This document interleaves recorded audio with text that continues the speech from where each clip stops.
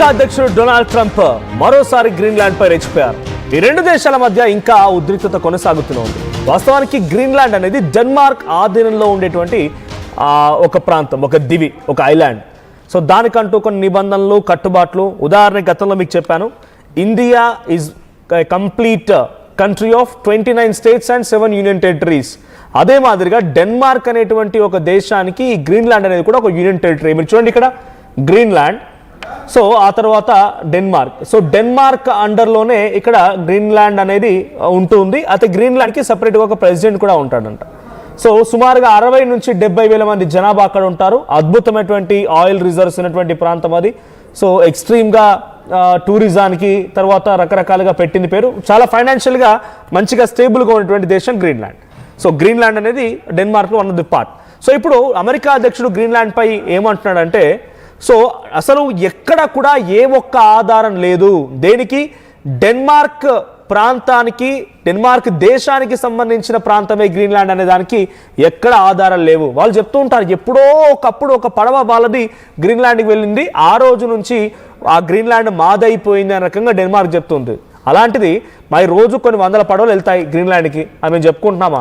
కాబట్టి గ్రీన్లాండ్ని చైనా, రష్యాలు ఆక్రమించాలని చూస్తున్నాయి, అందుకే నేను దీన్ని రక్షిస్తున్నాను అని చెప్పేటువంటి మాటలు మనం చూసాం. ఇప్పుడు ఇంకా ఆయన ఏమంటున్నారంటే, ఇంకా యుద్ధ వాతావరణం పెరుగుతూనే ఉంది. అటు డెన్మార్క్ ఒప్పుకోవడం లేదు, ఎట్టి పరిస్థితుల్లో గ్రీన్లాండ్ని అమెరికాకి అప్పగించడానికి ఎట్టి పరిస్థితుల్లో ఒప్పుకోమనే మాటని డెన్మార్క్ చెప్తోంది. కానీ అమెరికా మాత్రం వినడం లేదు. గ్రీన్లాండ్ పైన యుద్ధానికి ఇప్పుడు అమెరికా సిద్ధమైపోయింది. గ్రీన్లాండ్ స్వాధీనం చేసుకునే దిశగా ట్రంప్ వ్యూహాలు రచిస్తున్నారు. కీలకమైనటువంటి సైనిక స్థావరాలను ధ్వంసం చేయాలని నిర్ణయం తీసుకున్నారు ఆయన. గ్రీన్లాండ్ను అమెరికా యుద్ధ విమానాలు మోహరిస్తూ ఉన్నాయి. ఏ క్షణమైనా గ్రీన్లాండ్ పైన ఈ యుద్ధ విమానాలు దాడి చేసే అవకాశం ఉంది. అయితే ప్రజలందరినీ కూడా సురక్షిత ప్రాంతాలకు తరలిస్తోంది గ్రీన్లాండ్. అమెరికాతో యుద్ధానికి సిద్ధమవుతోంది ఇటు గ్రీన్లాండ్ కూడా. సో గ్రీన్లాండ్ సంబంధించినటువంటి మీకు ఇందాక చెప్పినట్టుగా డెన్మార్క్ దేశంలో ఒక దివి లాంటి ప్రాంతం ఇది. సో అటువంటి సిచ్యువేషన్లో గ్రీన్లాండ్కి ఒక ప్రత్యేకమైన వ్యవస్థ కూడా ఉంది. గ్రీన్లాండ్కి ఆర్మీ ఉంది, గ్రీన్లాండ్కి అన్ని రకాలుగా వాళ్ళకి కావాల్సినటువంటి సదుపాయాలు ఉన్నాయి. సో గ్రీన్లాండ్లో ఒక యుద్ధం అంటే అక్కడ వాళ్ళకి ఎయిర్ బేసెస్ ఉన్నాయి, లేకుంటే యుద్ధ నౌకలు ఉన్నాయి, అన్నీ కూడా ఉన్నాయి. ప్రజెంట్ గ్రీన్లాండ్ ప్రైమ్ మినిస్టర్ వచ్చేసి Jens Frederik Nielsen. So Jens Frederik Nielsen అనే వ్యక్తి 7th ఏప్రిల్ 2025 ఆయన ఆ సీట్ని అధిరోహించారు. సో ఇది ఒక డెమోక్రటిక్ పార్టీ నుంచి గెలుపొందారు ఆయన ఇప్పుడు ఈ విషయాన్ని ఒప్పుకోవడం లేదు. ఈ విషయం ఎట్టి పరిస్థితుల్లో ఒప్పుకోలేడు. గ్రీన్లాండ్ ఎలా నీకు అప్పగిస్తాం? రష్యా, చైనా ఆక్యుపై చేయాలని చూస్తున్నాయి గ్రీన్లాండ్, అందుకే నేను ఆక్యుపై చేసిన అంటున్నారు. అంటే వాళ్ళు చేస్తే తప్పు, మరి నువ్వు చేస్తే ఎట్లా ఒప్పు అవుతుంది? మీ బాబు గారి జాగిరా. రష్యా, చైనా ఆక్రమించాలని చూసాయి కాబట్టి నేను వచ్చాను, నేను వెళ్ళడం మూలంగా గ్రీన్లాండ్ని కాపాడుతున్నాను అనుకుంటున్నాడు. How can you tell that? Greenland నువ్వు ఎట్లా కాపాడినట్టు అవుతావు? వెనిజువేలాని కాపాడినోడు అయినవా?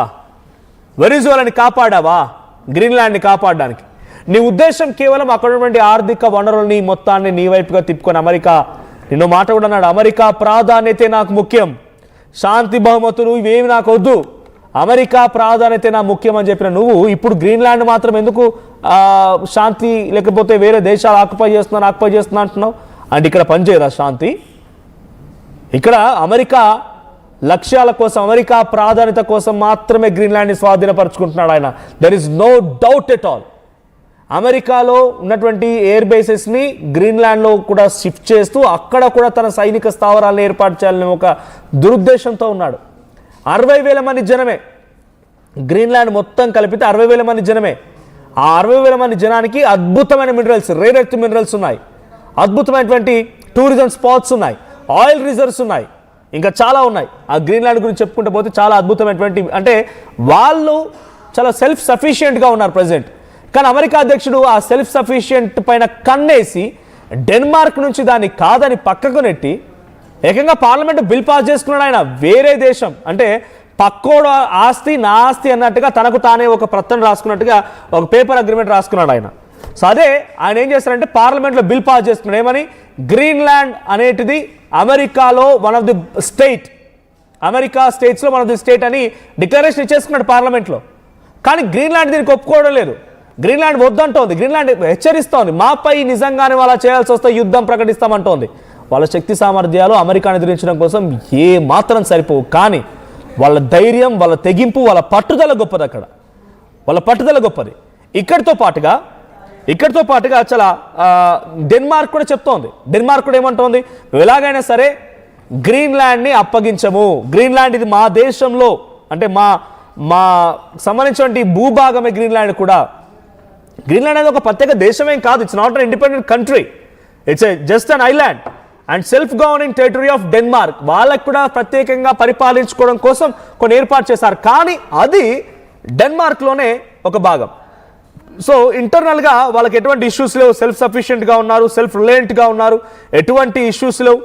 అక్కడ 31 మంది ఎలక్టెడ్ మెంబర్స్ ఉన్నారు గ్రీన్లాండ్లో. వాళ్ళందరినీ ఖాతరు చేయట్లేదు, వాళ్ళు ఎవరిని బేఖాతరు చేస్తున్నారు ట్రంప్. వాళ్ళకు వ్యవస్థ ఉంది, వాళ్ళకు డెమోక్రటిక్ పాలన ఉంది, వాళ్ళలో కూడా ఉంటారు. వాళ్ళలో కూడా అనేక రకాల సిచ్యువేషన్స్, నిర్ణయాలు, గైడ్ లైన్స్, కాన్స్టిట్యూషన్స్ రకరకాలు ఉంటాయి. ఏం అవసరం లేదు ఆయనకి. గ్రీన్లాండ్ అది కావాలని పంజాబ్ ఇస్తున్నాడంటే, అదే సినిమాలో ఛత్రపతి, బహుశా ప్రభాస్ సినిమా, ఏం కావాలంటే ఒకే ఒక్క అడుగు అన్నట్టుగా ఆయన పోయిన జాగాలు అడుగు పెడుతున్నాడు. వెనిజులా అడుగు పెట్టాడు, గ్రీన్లాండ్ అడుగు పెట్టాడు, పాకిస్తాన్, ఉక్రెయిన్, రేపు మాపు ఇరాన్, ఇలా ఒకటి కాదు రెండు కాదు చాలా సిచ్యువేషన్స్లో ఇదే మాదిరిగా ట్రంప్ యొక్క దుశ్చర్యలు కనబడుతున్నాయి. మనం చూస్తున్న విజువల్స్లో గ్రీన్లాండ్ పైన అమెరికా యుద్ధ విమానాలు విన్యాసాలు చేస్తూ ఉన్నాయి.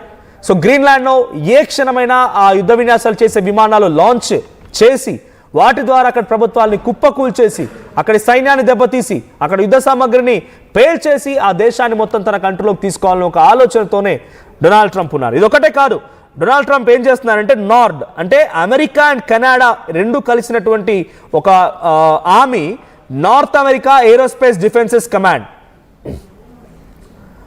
North America aerospaces defences command వాళ్ళు ఏం చెప్తున్నారంటే, డైరెక్ట్గా ఇది మొత్తం మేము గ్రీన్లాండ్ని స్వాధీనపరుచుకుంటున్నాం. తమ సోషల్ మీడియాలో పోస్ట్ చేశారు దీన్ని, మేము గ్రీన్లాండ్ని స్వాధీనపరుచుకున్నాం, ఇకపై గ్రీన్లాండ్ మాదే.